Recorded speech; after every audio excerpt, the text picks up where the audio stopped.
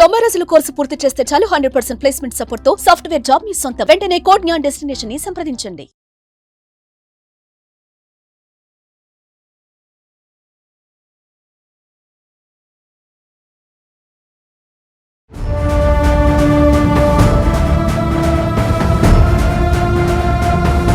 నమస్కారం అలగరి రవీంద్రనాథ్ గారు. నమస్తే అండి శ్రీ గారు. మీర్పేట్ మర్డర్ కేసులో నిందితుడిని అయితే అరెస్ట్ చేయడం జరిగింది. దాంతో పాటు దానికి సంబంధించిన రిమాండ్ రిపోర్ట్లో ఏముంది, అలాగే ఈ కేసులో కొత్తగా మనకి వార్తలు కూడా వింటూ ఉన్నాం. గురుమూర్తితో పాటు ఇంకా నలుగురు కూడా హత్య చేయడం జరిగింది అన్న వార్తలు వింటున్నాం. దీనికి సంబంధించిన లేటెస్ట్ అప్డేట్స్ ఏంటి సార్? మీర్పేట మర్డర్ హిస్టరీ అనేది ముఖ్యంగా సంక్రాంతి సెలవుల సమయంలో చాలా సంచలనం రేకెత్తించింది ఆ సందర్భంలో. అయితే మొదటగా అది మిస్సింగ్ కేసుగా నమోదైంది. ఆ తర్వాత విషయాలు పోలీసులు ఇంట్రాగేషన్లో ఇన్వెస్టిగేషన్లో అది ఎవరైతే ఉన్నారో మర్డర్ చేశారని చెప్పి, ఎవరంటే స్వయాన సొంత భర్తే ముఖ్యంగా వెంకట మాధవి అనేటువంటి ఆమెను మర్డర్ చేశాడని చెప్పి మనకు పూర్తిగా విచారణలో ఇన్వెస్టిగేషన్స్ రిపోర్ట్ అయిన తర్వాత అతని మీద అరెస్ట్ చేశారు. అతని మీద అరెస్ట్ చేశారు. అరెస్ట్ చేసిన తర్వాత పోలీసులు పూర్తిగా అతన్ని అరెస్ట్ చేసి కోర్టు ముందు ప్రవేశపెట్టిన తర్వాత అతన్ని 14 రోజులు రిమాండ్కి ఇచ్చారు. రిమాండ్కి ఇచ్చిన తర్వాత దాని మీద రిమాండ్ రిపోర్ట్ పోలీసులు రాయాల్సి వస్తుంది.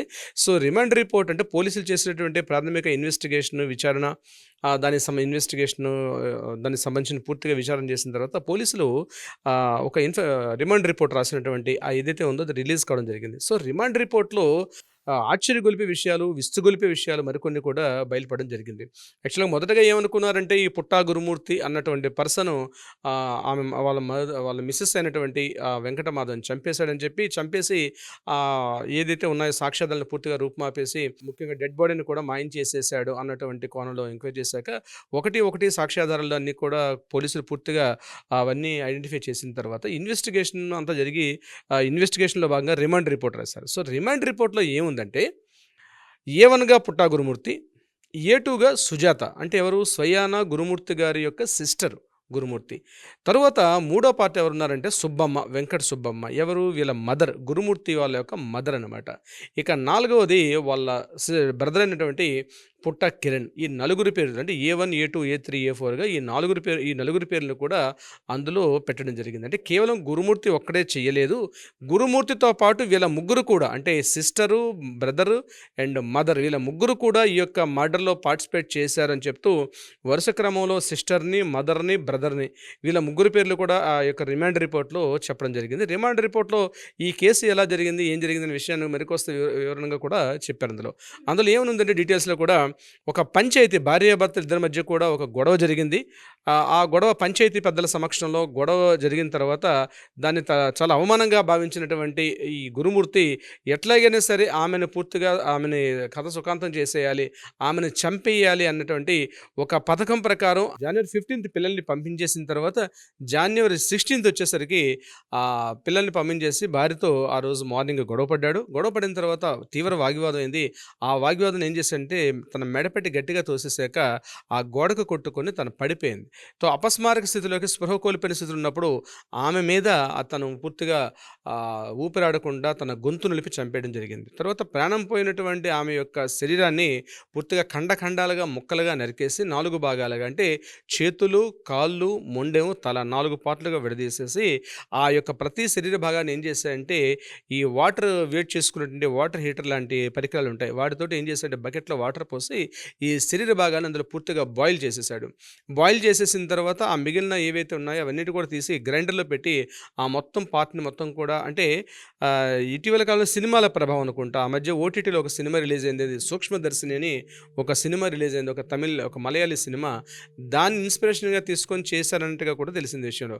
సో దాని తగ్గట్టుగా ఏం చేశారంటే బాడీని పూర్తిగా బాయిల్ చేసి దాన్ని పూర్తిగా స్మాష్ చేసిన తర్వాత గ్రైండర్లో పెట్టి బాడీని ముక్కలు అంటే పౌడర్ మాదిరిగా చేసేసి ఆ పౌడర్ని ఏం చేసింటే బకెట్లో పట్టుకొని ఆ దగ్గరలో ఉన్నటువంటి పెద్ద చెరువులోకి వెళ్ళి ఆ పెద్ద చెరువులో ఆ శరీర భాగాలతో ఉన్నటువంటి ఆ పౌడర్ని, అదేవిధంగా ఉన్నటువంటి అక్కడ మిగిలిపోయినటువంటి ఏదైతే బాడీలో మిగిలిపోయిన శరీర అవశేషాలు ఉంటాయి వాటన్నింటిని కూడా తీసుకెళ్లి చెరువులో అయినా కలిపేయడం కూడా జరిగింది. కలిపేసి మళ్ళీ యథాస్థితిలో ఏమి తెలియకుండా తన ఇంటికి వచ్చేసి ఆ వెంకట మాధవి వాళ్ళ యొక్క మదర్ అయినటువంటి వెంకటరమణకి విషయం చెప్పి ఇట్లా జరిగింది, మిస్సింగ్ అయిపోయింది, నాతో గొడవ పడి తను బయటికి వెళ్ళిపోయారు, ఇంకా రాలేదని చెప్పి వాళ్ళ మదర్కి చెప్పడం, వాళ్ళ మదర్ వెళ్ళి పోలీస్ స్టేషన్లో కేసు కంప్లైంట్ చేయడం, కంప్లైంట్ చేసినాక మిస్సింగ్ కేసుగా అయిన తర్వాత పోలీసుల దగ్గరలో ఉన్న సీసీ కెమెరాలు అన్నీ కూడా పూర్తిగా పరిశీలించిన తర్వాత 15వ తారీఖు సాయంత్రం ఏదైతే సీసీటీవీ కెమెరాలో ఉన్నట్టుగా ఆమె వెళ్ళడం వరకు ఇంట్లో కనిపిస్తుంది తప్పించి మరలా ఇంటి నుంచి బయటకు వచ్చినట్టుగా ఎక్కడ కూడా ఆనవాళ్ళు రాకపోవడంతో పూర్తిగా గురుమూర్తిని పిలిచి విచారించారు. అయితే గురుమూర్తి ఇంటరాగేషన్ సమయంలోనే ముందుగా వీళ్ళ ఫాదర్ అంటే ఎవరైతే ఉన్నారో వీళ్ళ ఫాదర్కి నేనే ఇట్లా చంపానని చెప్పిన తర్వాత అతను కూడా ఇతనే చంపేశాడని చెప్పి మా ముందు చెప్తున్నాడని చెప్పి అతను కూడా పోలీస్ స్టేషన్ చెప్పిన తర్వాత ఇక పోలీసులు గురుమూర్తిని పిలిచి వాళ్ళ స్థాయిలో పూర్తిగా ఇంటరాగేషన్ చేసిన తర్వాత నేనే చంపేశాను, కానీ శరీర భాగాలు ఏవి కూడా ఆనవాళ్ళు మీకు వీలైతే మీరు పట్టుకోండి అని చెప్పి పోలీసులు కూడా ఛాలెంజ్ విసిరే ప్రయత్నం చేశాడు పుట్టా గురుమూర్తి. ఛాలెంజ్ విసిరిన తర్వాత గురుమూర్తి ఆ ఛాలెంజ్కి పూర్తిగా పోలీసులు ఎన్ని రకాలుగా వెతికినప్పటికీ కూడా ఇంట్లో సాక్ష్యాధారాలు అన్నవి ఎక్కడ కూడా కనబడలే. దీని తర్వాత బ్లూరేస్ని రిలీజ్ చేశారు. ఎక్కడైనా ఏమైనా చిన్న చిన్న అంటే కట్ చేసేటప్పుడు ఏమైనా చిన్న చిన్న మాంసం భాగాలు కానీ ఏమైనా పార్ట్స్ ఉంటే కూడా బ్లూరేస్లో వాటిని ఐడెంటిఫై చేసే ప్రయత్నం ఉంటుంది. అయితే ఇంట్లోంచి పూర్తిగా కుక్కరు, బకెట్, అదేవిధంగా ఏదైతే ఇతను వాడినటువంటి ఈ యొక్క పరికరాలు అన్నింటినీ కూడా FSL ఫోరెన్సిక్ రిపోర్ట్ కూడా పంపించడం జరిగింది. అక్కడ పంపించిన తర్వాత అక్కడ ఏం తెలిసిందంటే ఇందులో ఇతను పార్టిసిపేట్ చేసినట్టుగా హత్యకు వాడబడినటువంటి ఆయుధాలు, పరికరాలు మొత్తం ఒక 16 రకాల పరికరాలను వాళ్ళు పూర్తిగా ఐడెంటిఫై చేసి సీజ్ చేసి FSLకి పంపించడం జరిగింది. తర్వాత ఒక గజయితగాలను పంపించి ఒక 5 గజయితగాలను పంపించి మీరుపేట పెద్ద చెరువులో పూర్తిగా వెతికించిన తర్వాత ఏదైతే శరీర భాగాలతో తీసుకెళ్ళినటువంటి ఆ బకెట్ ఉందో ఆ బకెట్ చెరువులో వీళ్ళు కనుక్కోవడం జరిగింది.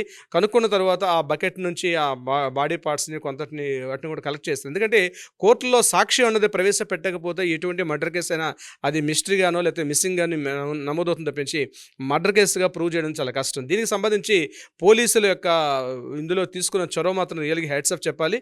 సో పూర్తిగా అవన్నింటినీ కూడా ఆధారాలతోటి పోలీసులు అతన్ని కోర్టు ముందు ప్రవేశపెట్టిన తర్వాత 14 రోజులు రిమాండ్ విధించారు. అయితే రిమాండ్ రిపోర్ట్లో చేసినటువంటి విషయాలు ఏంటంటే కేవలం గురుమూర్తి ఒక్కడే కాదు, వీళ్ళతో పాటు గురుమూర్తితో పాటు వాళ్ళ సిస్టర్, వాళ్ళ బ్రదర్, వాళ్ళ మదర్ కూడా పార్టిసిపేట్ చేసినట్టుగా వాళ్ళు A1, A2, A3, A4గా కూడా వాళ్ళ పేర్లు కూడా నమోదు చేయడం జరిగింది. సో దీనికి సంబంధించిన విషయాలు వాళ్ళు ఏ రకంగా పార్టిసిపేట్ చేశారు, ఎలా చేశారు అన్నది మెల్లగా మనకు కోర్టు యొక్క విచారణ, క్రాస్ ఎగ్జామినేషన్స్లో వీటన్నిటిలో కూడా మనకి వెలుగులోకి వచ్చే అవకాశం అయితే ఉంటుంది. ఏదేమైనప్పటికీ కూడా ఒక మిస్టరీ కేసును మాత్రం పోలీసులు చాలా అద్భుతంగా ఛేదించారు.